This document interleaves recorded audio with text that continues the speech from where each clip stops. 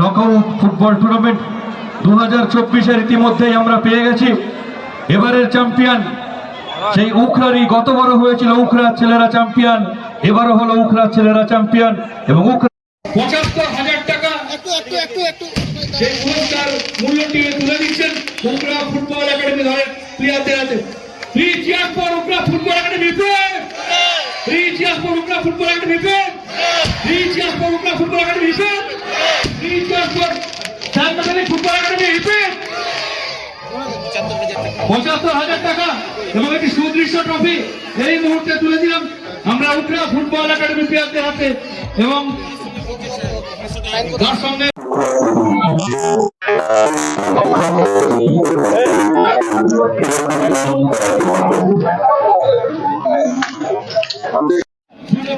তাদের উপস্থিতিতে শুরু হয়ে যাচ্ছে 2024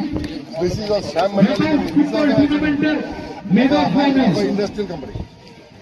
Our steel bigger.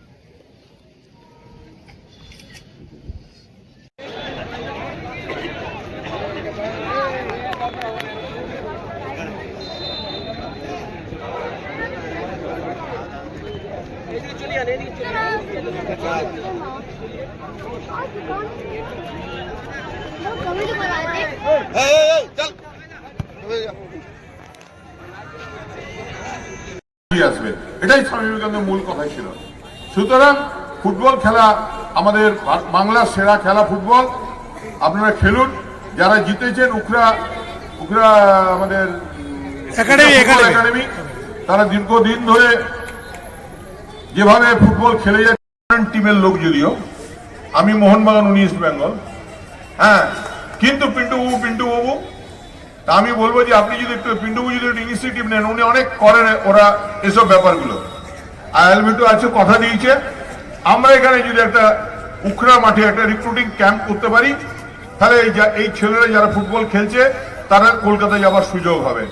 যাই হোক, নেতারা মাইক সহজে ছাড়তে চায় না, আমি বুঝতে পারছি সন্ধ্যার অন্ধকার হয়ে আসছে।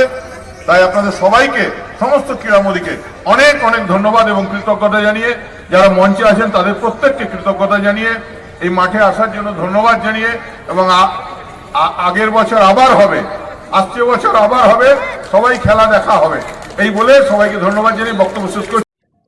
প্রত্যেকটি খেলা প্রত্যেকটি সুন্দর হয়েছে এবারে। বিশেষ করে দর্শকদের ধন্যবাদ এই কারণে যে এই মাঠে খেলাতে এত দর্শক হয়, যে যারা এসছে ইস্ট বেঙ্গল মোহনবাগান থেকে বা বিশিষ্ট গেস্টরা প্রত্যেকে নাম করেছে যে এত দর্শক আমাদের মনে হয় অন্য অন্য জায়গায় হয় না। সুতরাং আমাদের ফুটবল প্রেমী লোক এখানে আছে, যেটা বাপিদা বললো যে আমরা এখান থেকে লোকাল টিমকে তুলে খেলার প্রতি আগ্রহ ভরা, যেহেতু ফুটবলটা আস্তে আস্তে একদম মুছে যাচ্ছে এই এলাকার লোক থেকে। সুতরাং ফুটবল বা আরও খেলা, কাবাডি, তিনি বলেছেন যে কাবাডি প্রতিযোগিতা শুরু করব। আবার এই খেলাটা আছে বলে এখানে ফুটবলটা বেঁচে আছে। আমরা ভবিষ্যতে আরও ফুটবলকে উন্নতি করার চেষ্টা করব।